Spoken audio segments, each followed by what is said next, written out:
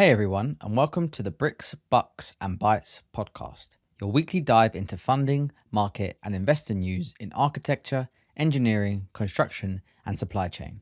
Before we get started though, if you're a startup founder or operator responsible for innovation in your company, or you want a deeper, more insightful look into technology in AEC, you won't want to miss our newsletter. From deep dives into particular technologies such as AI, robotics, design, software, and so on.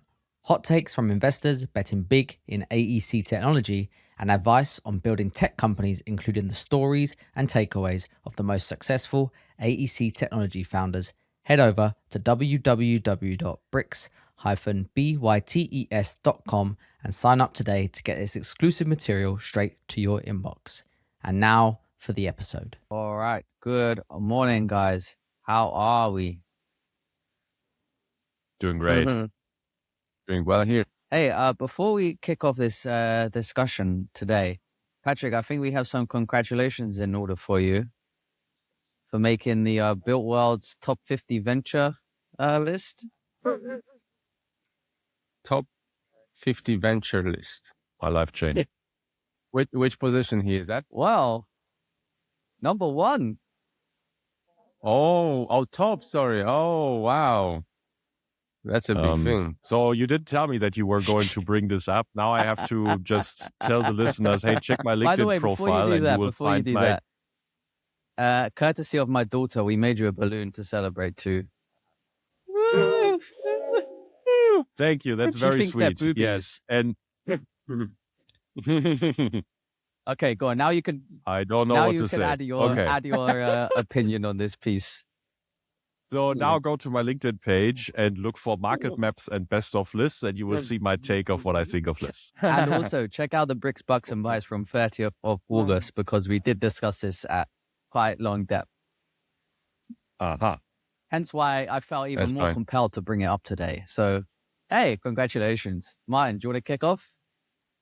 Congrats. Yes, so we start today with announcement from Speckle. Shall we? Yeah. Okay, so Speckle raises $12.5 million in Series A funding led by Addition to build first data hub for AEC industry. And the new money is going to enhance data connectivity, collaboration, and workflow automation. So Speckle is a B2B SaaS startup offering a comprehensive data hub for architecture, engineering, and construction.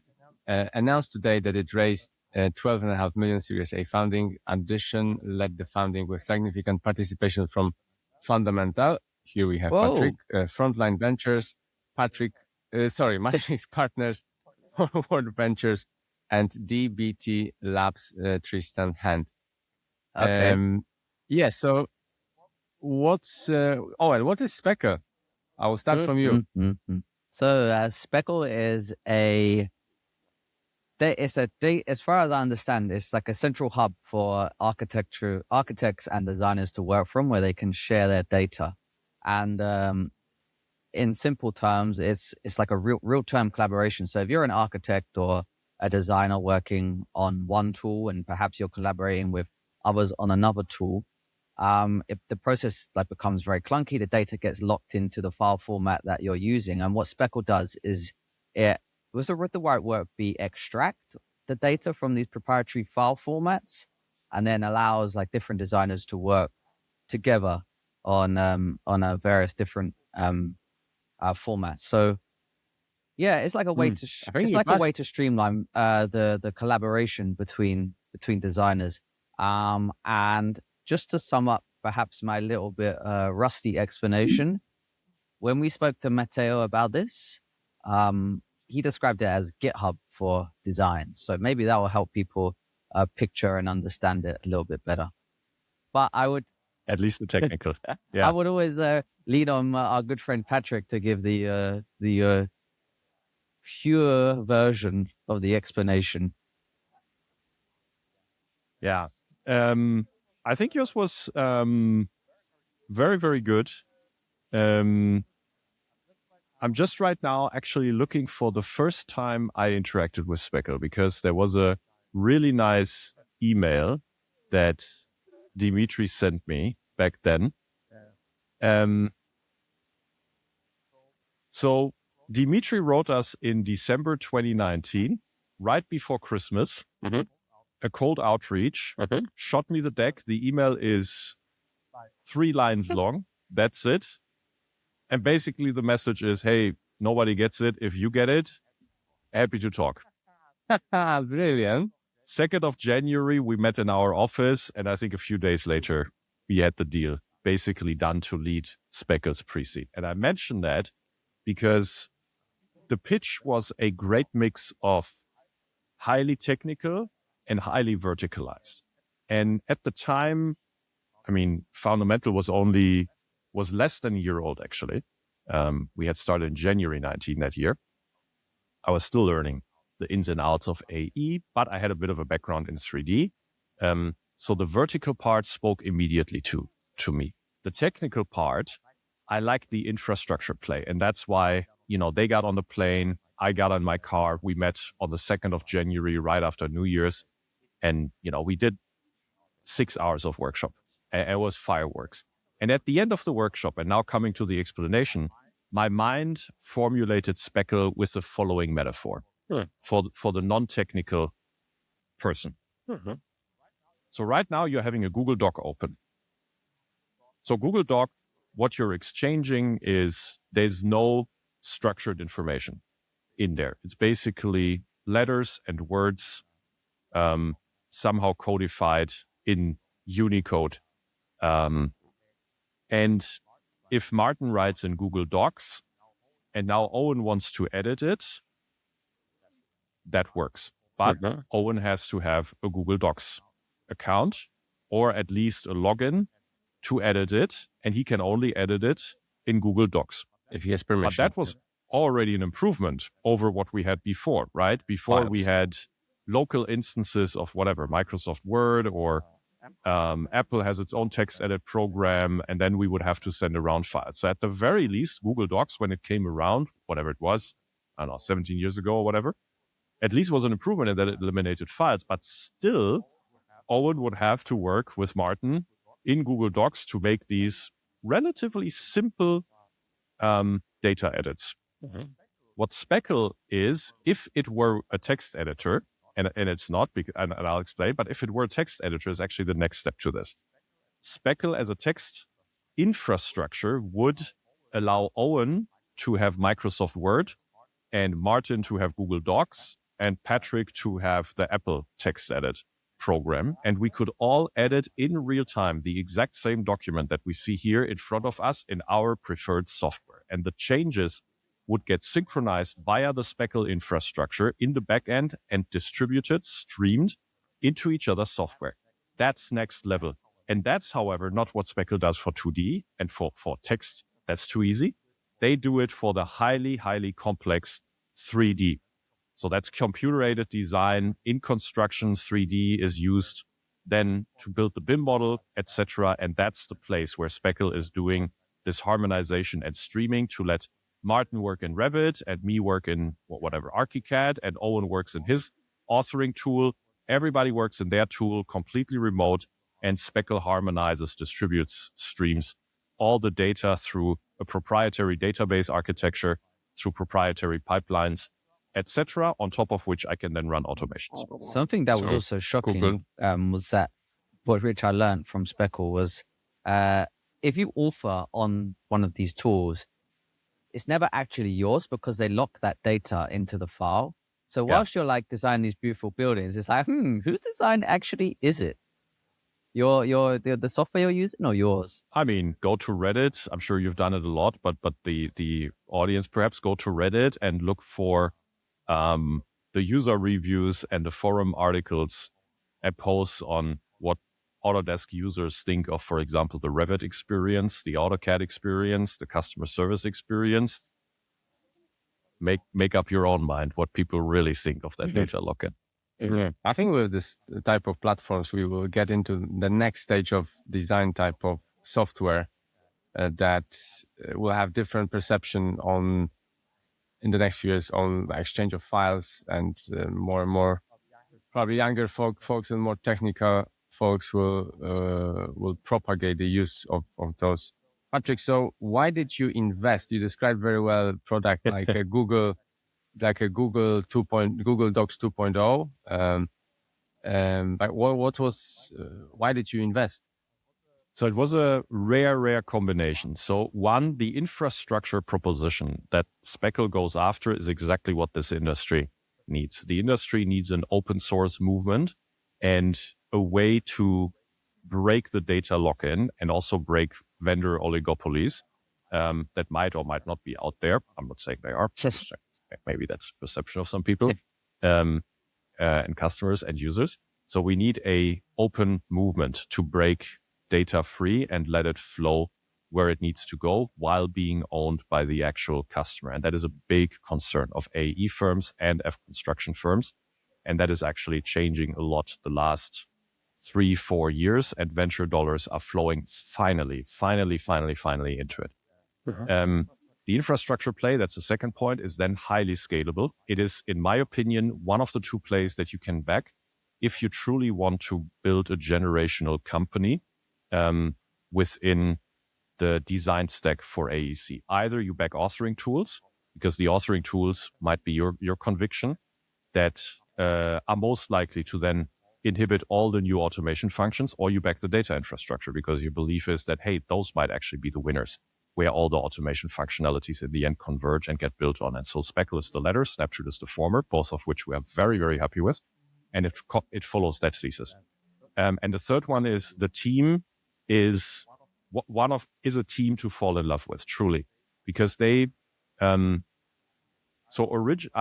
tell you what they were originally when I saw them and what they are now. So originally they were already extremely technical, great product minds, very nerdy in the great sense of the word.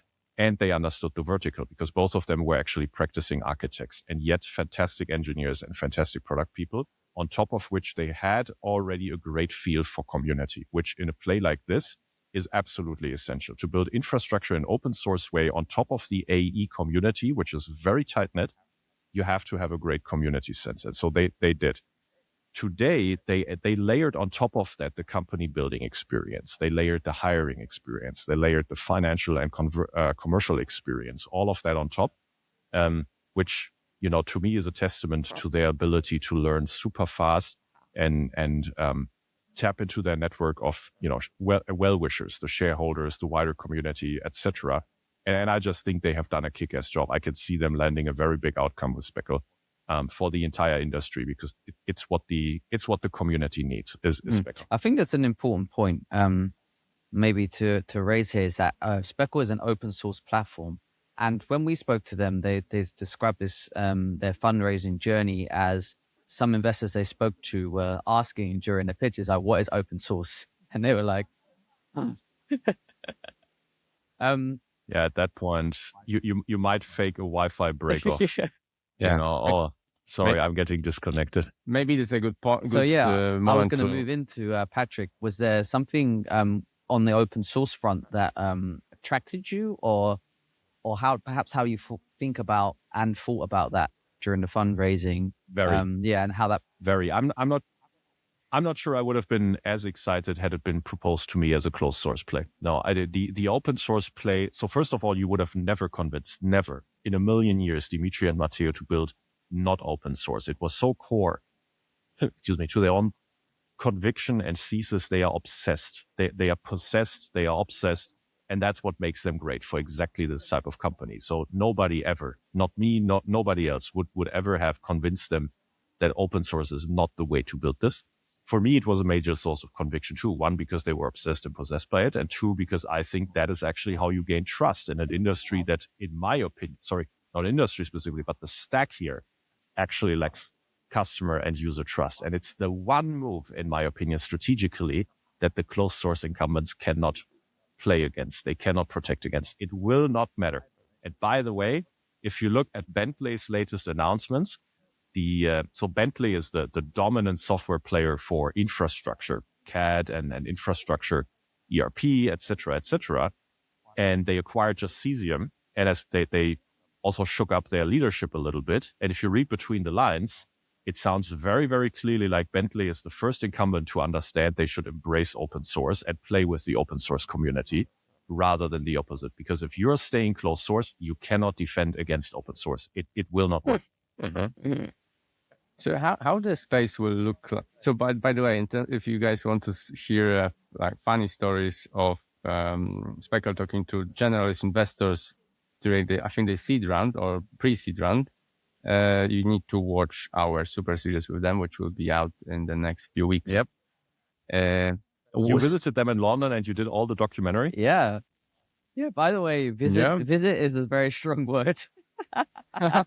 They visited actually. Yeah, I've jumped on a train for 25, 30 minutes, and I'll take it. I'll take visit. That's a compliment. Yeah, we done one of our super series with them, which will, as Martin says, will come out in the next few weeks. Middle of November is the plan. And I believe so. Another like 5-6 hours behind the scenes. We done 4 in total, and I think we will get to the point. But one of them was around we discussed open source quite a bit, but we also discussed their community-led growth play, which I know, Patrick, you're a huge fan of based on discussions we've had previously on here, and also your thesis around Speckle. So anyway, Martin, where were you going with that?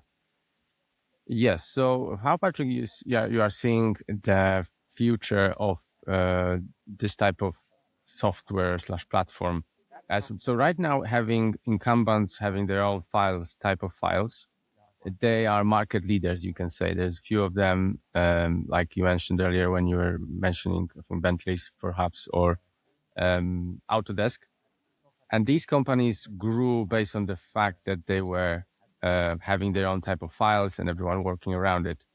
How is this space going to look like if we have open source software? Is it not the problem of like how people can get to the being an incumbent and at some point level if the software is open source and everyone can build something similar to what already exists? Yeah. Or am I looking at it in the wrong way? I'm not necessarily the wrong way. I just think it's too narrow of a view, but it's and I know you're playing with me here, but it's a very typical question that people have in mind when they hear open source, but not necessarily have the experience. So the first reaction when someone doesn't know open source as much, but they hear it, they think, oh, it's free. Oh, it's indefensible. It's the opposite. So open source means everybody is allowed to use it for their own use without any charges. So I can go on GitHub, I can download under Speckle's license. There is a license that is important here, under Speckle's license, and apply it for my own company. If I am technical enough, I can set up the server, I can set up all the instances, I can set up Speckle, and I can deploy it in my company. How many companies do you think have that technical competence? Not very many. That's the point. And so that happens when open source is there. There's a trust that it gets built in public. Everybody can contribute. You can even, I haven't checked for Speckle. I would assume you can even fork it under, adhering with the license, of course. And that creates a layer of, not a layer, it creates a core of trust that I see what's going on. I will never get locked in because I always have the optionality to host it myself. But if I'm not technical enough, I then have the added optionality on top to go to the company that owns the license, Speckle, not all that administers the license. That's how I should say it. Speckle, and say, hey, actually, can you help me deploy it? And that's what I'm happy to pay you for. And that's how every open source IPO'd infrastructure company in the world actually work. MongoDB is a fantastic example of that. Mongo is one of the leading database architectures of the last 15 to 18 years. It's actually open source. Hey listeners, I want to take a quick break to remind you about the Bricks and Bytes newsletter. If you're interested in learning about the technology shaping the future of construction, you won't want to miss the valuable insights we share each week. To get this exclusive content delivered straight to your inbox, head over to www.bricks-bytes.com and sign up today. Link is in the show notes. Back to the show. The company is a IPO'd unicorn because it follows the exact same logic. So the core thing to understand about open source is what gets commercialized is help me deploy it. And sometimes there could be, in some companies, added functionalities that then are not open source. They are the closed source crust around the open source core. That's how some open source players choose to play it as well. But in the middle, in the core, is this trust that I know I will never get locked in. Mm-hmm. And also they were thinking, well, because they see they have other people developing on their platform.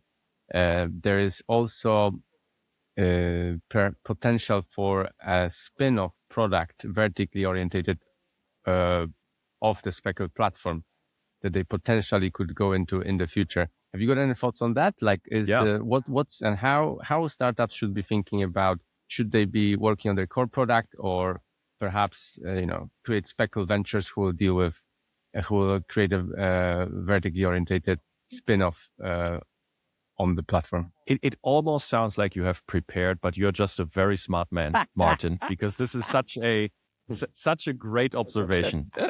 So for open source, if you tap into a community and the community has technical people in it, well done, has technical people in it, the proposition of open source goes beyond what I just said. It goes into what you are saying is the community will innovate faster than any single company.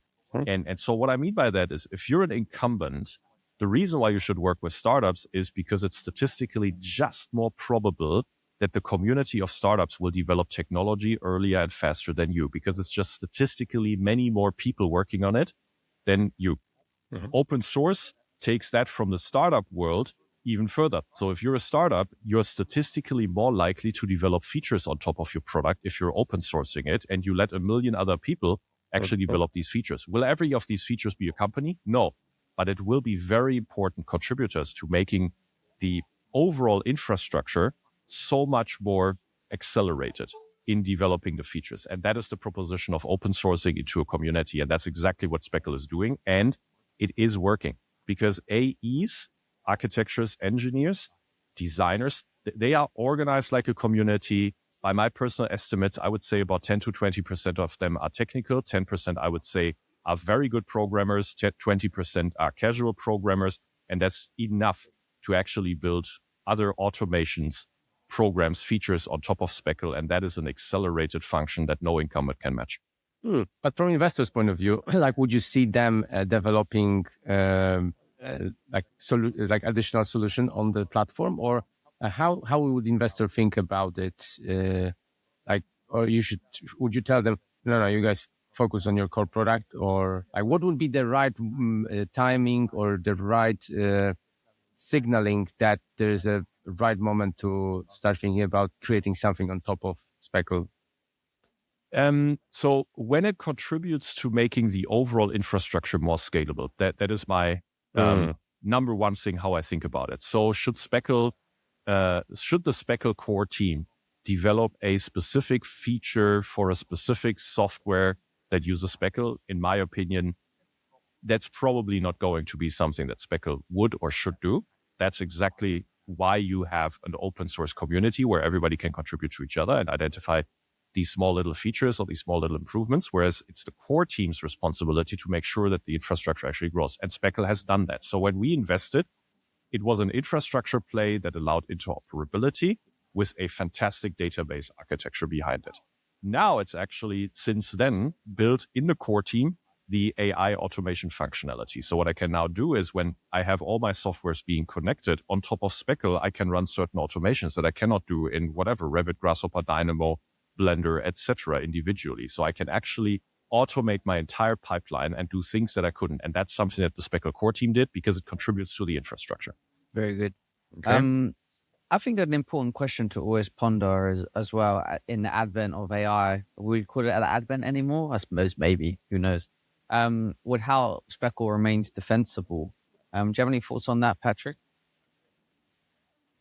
I mean, number one is the community, because the Speckle is an idea. Speckle is a movement. Speckle is a community. And so they are defensible because they are organized in the same obsession and the same possession of what they want. And that is an open data infrastructure to be less squeezed, less locked in, and more the owners of their own future and their own data, more the owners of their own design stack. If I commit to deploying Speckle in my AE firm, what will happen is I will become independent of any external vendor because Speckle allows me to switch over to a new vendor instantly.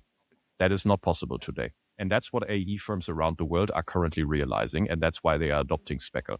And so they are actually defensible in their own right. They being the community, the vision, the mission, the idea of Speckle. So that is the most important thing. And that's what you cannot kill.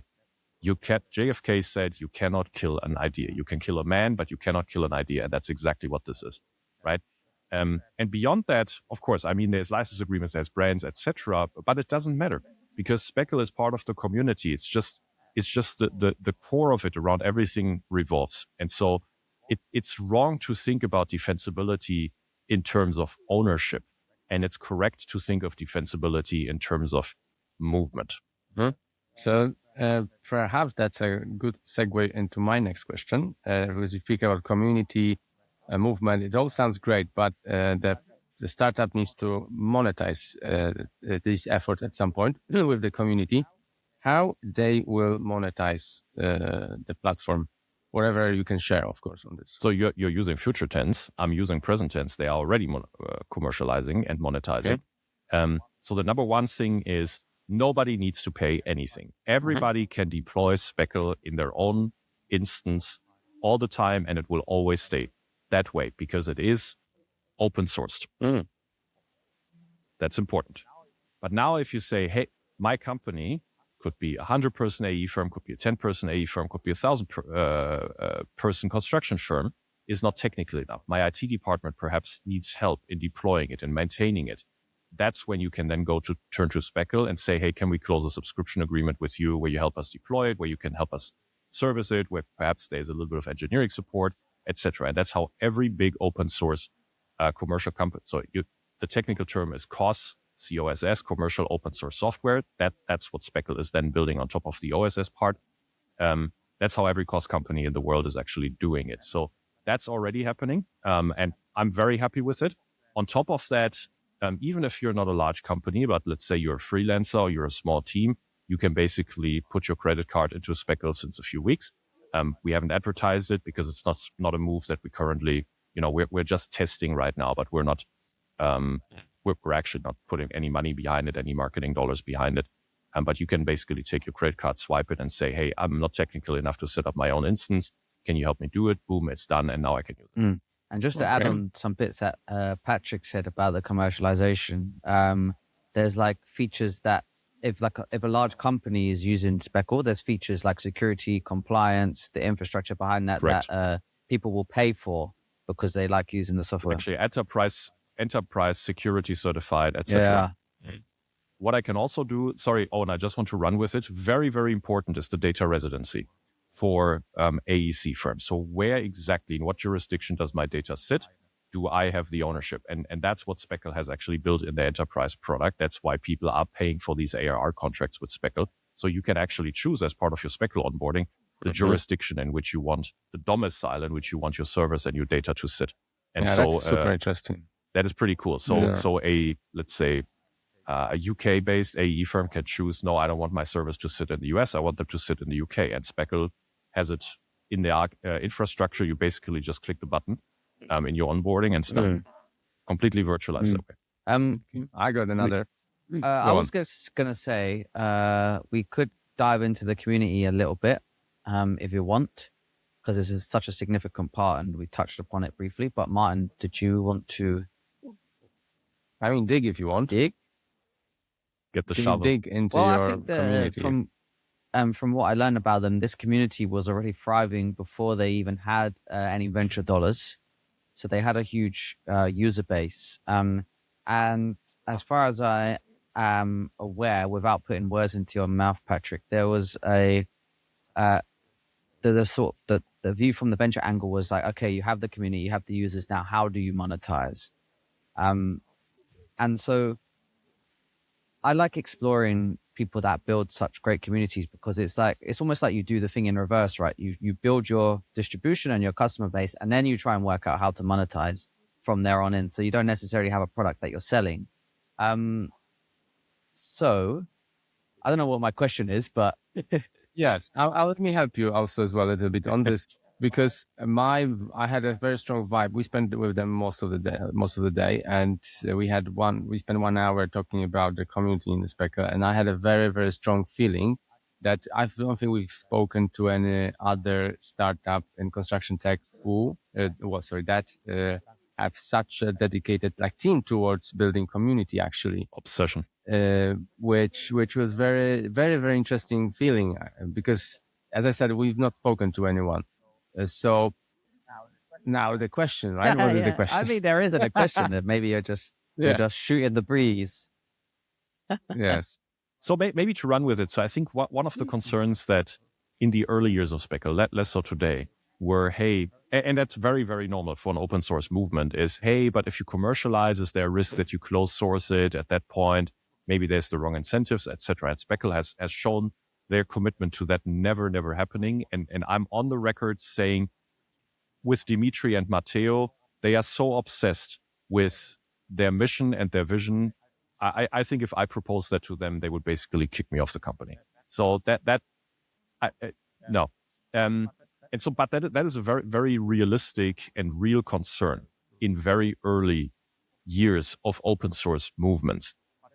But it's also not entirely justified, because you should also, and a community learns, it grows, it matures. A community understands that, hey, being open source under the right license allows us to not get locked in, and we can fork it and we can build on it. And it's ours. It's, as a community, it's truly ours.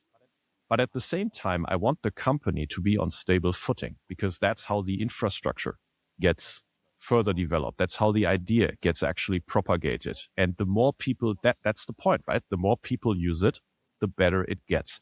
And so for that, I want a company that actually is on most stable footing, because that's the question that AE firms always have to any startup is, hey, if I work with you, if I give you my authoring tool contract, or I give you my data infrastructure contract, will you be around in 2 years? And that's what this round has done. Addition is, in my opinion, one of the best investors in the world for data infrastructure plays. It's a absolutely terrific team, one of the smartest I have met as part of the processes that Speckle did. And the money that is in the bank for a company that burns very, very little gives the AE firms the confidence that this company is here to stay. It will not go anywhere. And that's good for the community, because now everybody can count on this infrastructure play being the solution that is not going to vanish. What's the investors' take actually on this actual dollars, 12.5 million? So the announcement says the new founding to enhance data connectivity, collaboration, and workflow automation. In your point of view, what is the next thing that money should flow into? Exactly. You mean how to spend the money? How to spend it, like where this will be. Engineering, product, infrastructure, and distribution, but not much else. Because a company like this, when you played, WhatsApp at its heydays had 80 FTE. It's an infrastructure play, right? Uh-huh. So that's the beauty of these infrastructure plays, is you can entirely dedicate your resources to fantastic product and fantastic engineering.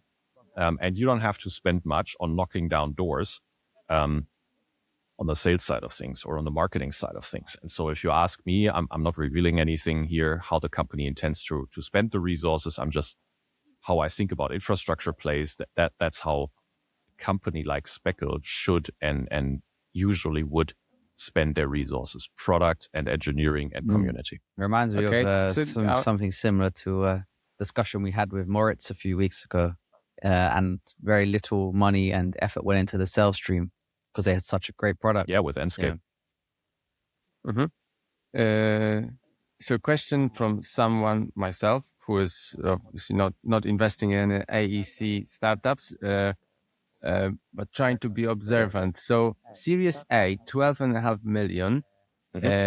As we speak with other founders, feels like Series A, maybe, Owen, maybe you can correct me if I'm wrong. Startups are usually trying to fuel the sales and marketing at that stage. My vibe here is that this is more into the back end of the software or the platform. Any thoughts on this?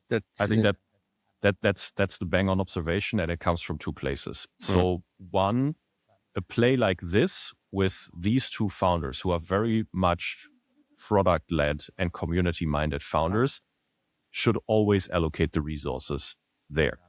A play like this in the end doesn't benefit too much, not at this stage and not for a while, from spending marketing dollars or sales dollars, because a play like this, the beauty of a true open source play powered by a true community motion is that the distribution takes care of itself. As long as you build a fantastic product built on highly differentiated technology, which this company is. I can only recommend anyone look into the company and spend the time. The technology is unreal. You will not find something that rivals it in terms of technology, is my personal opinion. And that's how the community then appreciates it, propagates it, refers it. There are network effects built into Speckle. So that's the first reason. The second reason is most Series A companies are actually not at product market fit.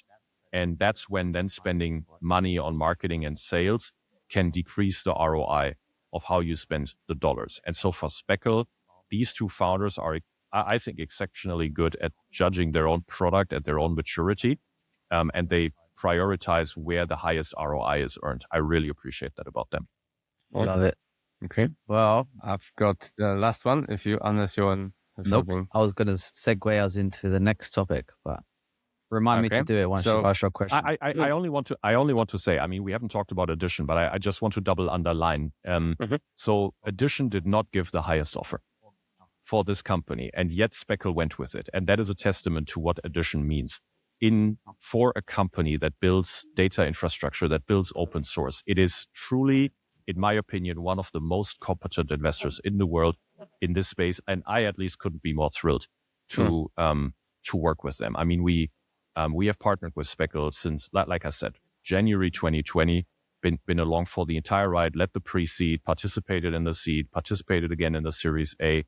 I wanted to buy more in the Series A. It became difficult to squeeze more in. And I'm very, very happy about everything that worked out. I think the company has just gained massive competence by partnering with Robbie and Todd and Lee at Edition. Okay. So I'll just finish off this with my question. Can call it provocative a little bit as well. So Patrick, in the age of AI hitting SaaS and platforms, are you not a little bit worried that betting on design software that might be obsolete in the next few years because of the AI solutions? Is it how you thinking about this? Not worried about it. But if it came to that, Speckle might become even more valuable. Because AI runs on data, and that data needs to be stored in databases if you want to truly dumb that down, and then it needs to be flown between different parts where the AI needs to work with the data.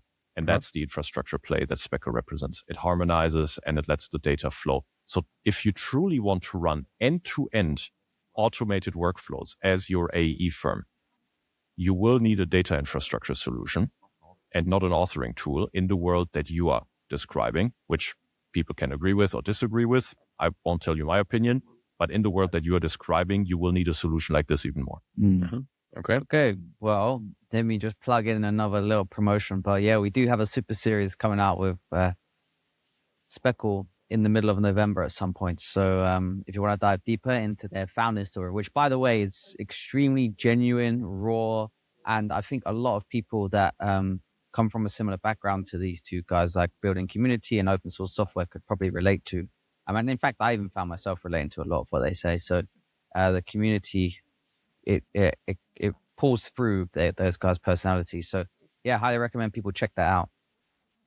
And we learned what interoperability is and what it is not. I'm not going to lie. I had to really think about some of the stuff we were discussing because it was above my pay grade. But yeah.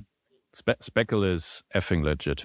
I mean, if you work in this space, download it, start working with it, you will be flabbergasted. What's possible? Awesome. Okay. Talking of something Okay, so we got another one. Should we touch on Rexel now? Go for it. Yeah, so Rexel board of directors reject an unsolicited. What does this mean then? Someone Unsolicited call you like, hey, I'm going to buy your company.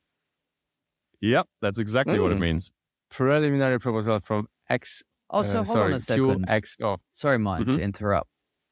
So someone unsolicitedly, however the word is, rung these people, and now they put out an announcement on the website saying, hey, we got an unsolicited offer to buy the company. Well, after they rejected it, so I think they wouldn't reveal it. This is like smart PR, maybe. There's like obviously a motive behind why they published such a piece. So I think they need to make them. They need to make them. This is like a way of market making, right? They announced it. There was a bid, and perhaps they might look for some other potential buyers. By the way, who would like to pay more. I think that's a way of market making. And at the bottom of the article, people that can't see, it says Rexel does not intend to make any additional comments on this proposal. So there you go. And remember, I mean, Rexel is a publicly listed company, so I'm not exactly familiar. So Rexel, I think it's listed in France, if I remember correctly. I'm not exactly familiar with the French law for publicly listed companies, but if it's like in most other jurisdictions, actually the board was responsible for putting out this release. When you get that kind of an offer, you need to put it out. Got it. So my cynicism didn't work this time. Okay, so guys, what is Rexel and what is QXO? My dyslexia is calling me. And why are we discussing it? So Rexel is one of Europe's largest, maybe the largest, I have to double check, distributors of building materials in the electrical components, heating components, I think plumbing components, etc. They make about 20 billion of annual revenue. Distributing or lighting equipment as well, distributing this equipment. So 20 billion, it has a market cap currently of 7.7 billion, and QXO made an acquisition offer by my math of about 8.5 billion. So they were willing to pay shareholders about 10% of a premium compared to the current trading of Rexel in order to purchase the company.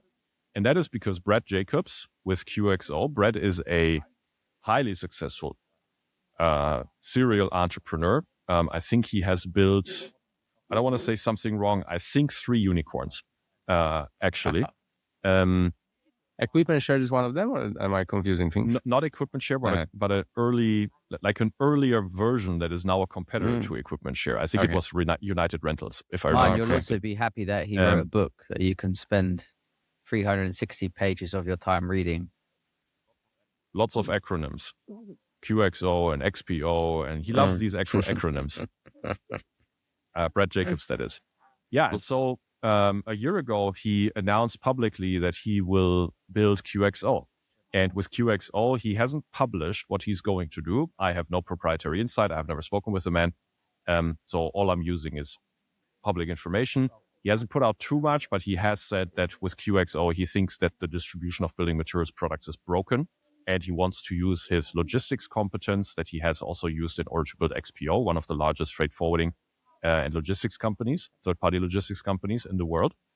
He wants to use that logistics competence in order to help fix building materials distribution. Now, how he intends to do that, he hasn't shared, but he has shared that he intends to build QXO into a 50 billion euro business with a stream of targeted acquisitions. And Rexel offer now shows that those acquisitions not only will happen in the US, but also in Europe very quickly. Wow. This guy is serious. So why people would acquire another business, like such a large business, to either they see that where the kind of trend, like a macro trend perhaps is going, or they want to, they are visionary and they want to expand their product offering of what they already do, or they see a competition somewhere and they want to shut down the competition perhaps by buying it. Right? But which one of those would be present here? Yeah, all valid reasons. I think his rationale is different. I think he has more of a PE rationale that way. Again, this is my public reading. I have no proprietary information. What I think he's doing is he's building his own technology stack, and I think probably an asset philosophy of how to do how to organize the logistics in more, that's my guess, more centralized hubs, and use technology that from there actually deliver more just in time and more accurately. But for that, he still needs physical assets where customers go, where goods are being stored, customer relationships that exist, gives him a much faster market entry. And so that's the background of this acquisition offer, in my opinion, is, hey, let's go for one of the leading companies that it gives us immediate scale, but it's probably under optimized in terms of logistics, both on a concept level. Perhaps they don't have a central warehousing the way that, for example, Jacobs would do it. And probably they don't have the technology that he has in mind in order to truly facilitate strong technology-enabled relationships between construction site customers and the distributor. Because I can tell you one of the biggest things, just to give you an anecdote, that GCs will complain about. It sounds like a dumb anecdote, but it happens all the time and it's really painful. If you're a GC and you order a delivery from a distributor, sometimes directly from a manufacturer, you order it through sometimes email, sometimes fax, sometimes an app of the distributor or the manufacturer. Then you have 20 different apps on your phone and 100 different emails. That's painful. But the painful part is actually, now you have given them the address. The truck driver, let's say they come on time, which oftentimes they don't. But let's say they come on time. The truck driver will have the address of your construction site and will pull up, technically correct, on the address of your construction site, but it's actually 50 meters down the street on the other side of the street. And that's where they unload. And it happens all the time. And it drives construction sites crazy because it actually makes it highly inefficient.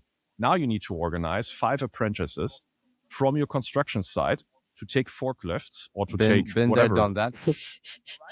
Right? So now, Martin, you roll with your wheelbarrow over 50 meters to the other side in order to carry over 5 tons of material onto the site and potentially the other side. And so that's a very, very simple tech fix, but one that is super high ROI, and it happens still all the time. And so these things accumulate, or these painful problems. And that's something you can definitely solve with technology, and I'm quite certain that's exactly what Jacobs has understood. Yeah, Patrick, would you be worried if you were a startup building in a similar space? Because we know of a few in the arena, and we spoke about a few as well. Like you now got a shark coming in, and it's like, oh shit. I wouldn't say worried, so not that, but I would be making it a priority of mine to convince myself, no one else, just convince myself that what I am building will either outcompete QXO or it will be a generational company in its own right next to QXO. I would have to have that own conviction in myself as a founder, because like you say, QXO is not going to fool around, and the guy has the track record and the capital access. I mean, he raised several billion last year. I think it was, so this one was public. I think it was marketed by Goldman Sachs to public market investors.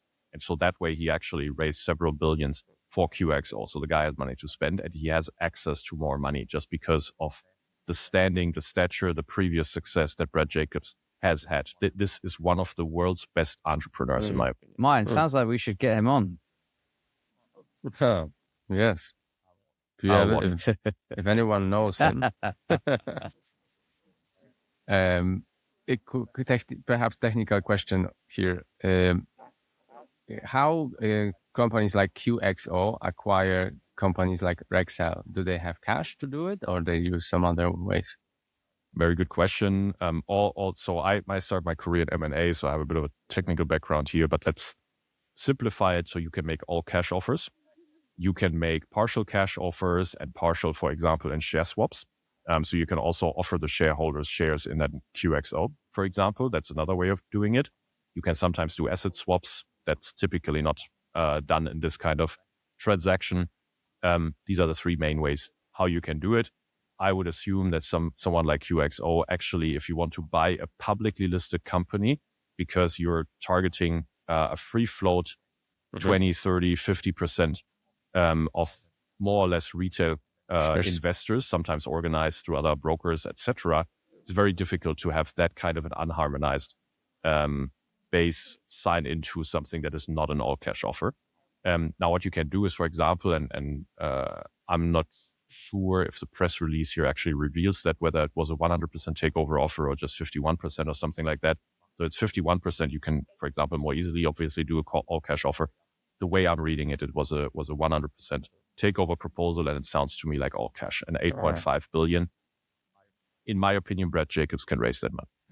Oh, so the people would raise money to acquire something, perhaps. Yeah, I mean, you can do it even with debt, right? So that's the leverage part of it. So you issue debt on QXO, and then you get the money thanks to that, and then you buy something. Yeah, and private equity even has more nefarious ways where you then load the debt onto the target. Interesting. Sneaky. Mm-hmm. Okay, guys, what's next? How are we with time? Yeah, maybe 10 more minutes or so. Okay. Anything else on Rexel rejection?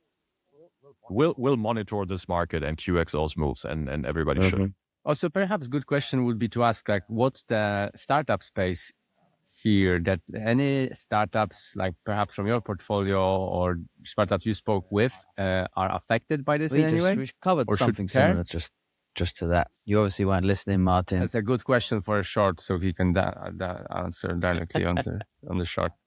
So in Europe, we don't have a logistics or distribution related startup in our portfolio. I'm trying to think whether we have one in the US. I don't think so. Renault Run is dead.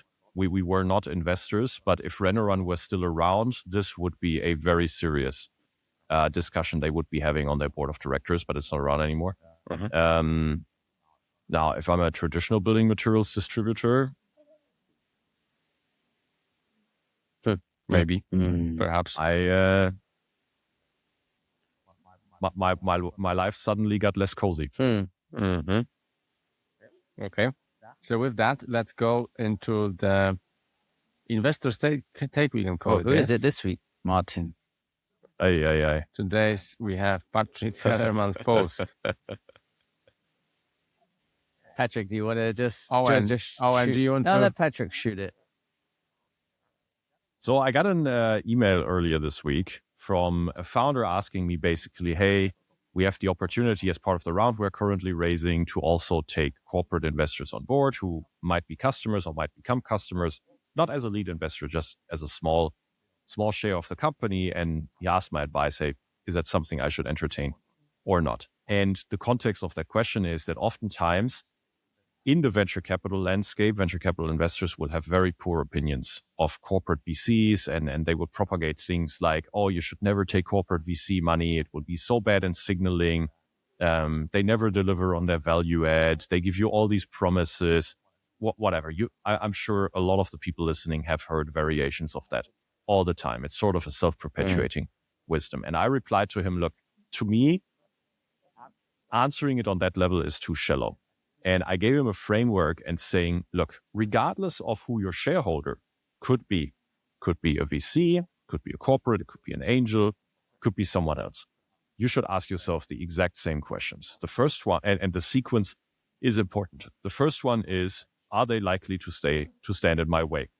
So will they hinder me from doing something? Will they slow me down in my decisiveness, etc. Two, will they give me detrimental input? So basically, they will appear to be authoritative on something, but actually all they give me is shit advice. And then three, you can think about the value add. And that's the second fallacy that the VC industry propagates is they typically tell, especially the angels. The angels are at fault here for the most part. They continuously propagate, go with VCs that have so much value add. This brand has that value add. That person has that value add. Bullshit, wrong sequence. Because if you optimize it that way, you can still land in bed with someone that will stand in your way or will give you a detrimental advice. And sorry, this is not a theoretical discussion. I have it in my portfolio. Every VC has it in their portfolio. They just don't realize it. And every founder has had either stories of their own or somewhere in their network where there was this detrimental investor or that investor that stood in their way. So the sequence is important. The first step, make sure the investor will not stand in your way. Two, make sure they will not give you detrimental input. And if you already optimize these two things, you will have optimized 95%. You can already be very happy at just closing your round. And that can be a corporate investor, it can be a VC, it can be an angel that satisfies that. It's only when you introduce the concept of value add, when all of a sudden you think, oh, the corporate could have so much, or the corporate could have so little, or this VC could have so much, that all of a sudden when you start with that, your decision becomes suboptimal. So there are corporate investors that I know of that will not stand in your way, that will be quite decisive, quite streamlined. As a shareholder, oftentimes not as part of the investment process, that can oftentimes take a bit longer with them, but as part of being, I know corporate investors that are very streamlined in just signing shareholder agreements and helping you with the next round, etc. And typically the one thing they will not do is give you shit advice, because they typically know your market, right? So if you just optimize for the first two steps, going for a corporate in a minority function as part of your round can absolutely be legit. And going for a VC against these two, there are VCs in your specific context which will actually be the wrong choice. So that's an important thing to consider as a framework. And it's much more nuanced than just saying, oh, corporates are shit and VCs are great. That's not how it works. Yeah, I think like there's a saying, show me the incentive, I'll show you the outcome. From like, what is the incentive for corporate to invest in my startup? Because that might probably drive the outcome, which can impact number one, or they will stand in your way by delaying things or not being helpful with advice, which will be the second point, perhaps. I think what's the value of having corporate? Is it in my head? I don't know what you think. It's the introductions probably, and having a label, a brand stick to you, so that other people see that there's some validation. It's the domain expertise as significant as well, and perhaps opportunities of your technology getting rolled out into the market is probably greater because they may be an actual user of the technology. Yes, and if you want to sell to similar companies, that's probably a good things to have as well. I think it's startup by startup, case by case basis. It really is. It really is. So I gave a presentation actually the other day, coincidentally. And you didn't invite us? It was in Aachen, Germany. I'm not sure you would have liked to come. 100%. No, at the technical university there. And so I was saying, when from the corporate side, actually, the dumbest way you can just think about your own participation and collaboration with startups is some of the objectives you might pursue are to avoid subtraction, and some are to actually add something to your business. So let me explain. Avoiding subtraction can sometimes be that the CEO wants to have a capital market story to tell, wants to show, hey, we're engaging in startups or we're investing in startups, so we are, we're not sleeping, etc. Capital market story. Two, it can just sometimes be to see what's going on and also to learn from startups. And I mean, it is just the case. If you're invested with each other, your financial partners, the relationship that you have with other, of course, it transports, through more collaboration, totally different things as if you just caught up with someone you're not invested with every quarter, right? And then the third part on that side can sometimes be cultural change, exposing your company to working with startups, etc., which I'm quite skeptical of, to be honest. But the first two are quite legit, and they are not counter to the startup's objectives. If the CEO just wants to tell a capital market story, or if they just want to, in general, learn from you how you do things, they will not stand in your way, and there are no adverse incentives. Now, on the adding part, the other side of the equation, more advanced corporates that are whatever, they have a clear strategy, they have lots of capital, highly professional teams, they have done venture for many years. They might actually look for M&A or JVs or partnerships down the line in your specific space, in the software space, computer-aided design that's been tried and tested for decades. Or they might also be looking for, distribution partnerships, or they might be looking for your company, your startup, to be a supplier to them. Now, the supplier relationship and then scaling that across the company, that's quite difficult. And it can help if they are actually your shareholder, because they have also financial incentive, to your point. to then dedicate to this move of rolling out your startup across their business at scale. The distribution partnership is much more tricky. That I would be quite skeptical as a founder that will work, because incentivizing sales teams to sell your proposition, it almost never works. So there I would caution every founder to buy into that. And when it comes to M&A, depending on the phase of your company, it can make sense. I would not do that very early. So this one should come very late in your process typically. From your portfolio, which company would like benefit from like corporate companies on the cap table? Like very obviously because of the nature of the business, perhaps. So I have a late stage company in the energetic renovation space who took a very small ownership from a super large global blue chip in the electrification space. And there the logic was, so this is a relatively late stage company, very mature, very independent, stands on its own feet, doesn't need more VC dollars, etc. And the logic there was there was just true love between the two companies, and they can help each other on the distribution side.